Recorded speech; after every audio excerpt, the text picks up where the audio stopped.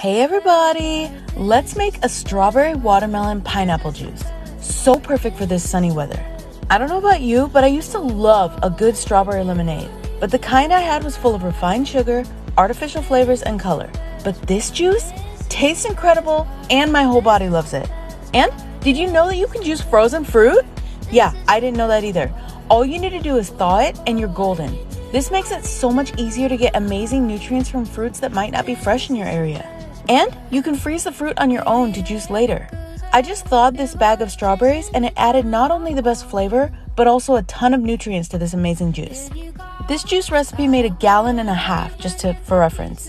I juiced a whole watermelon, 4 lemons, a pineapple, 5 cups of thawed strawberries, 8 oranges, and 8 apples. So delicious. Not only that, but with the Nama J2 juicer, it only took me 45 minutes to make all of this, and I cleaned some of the jars while it was doing the work.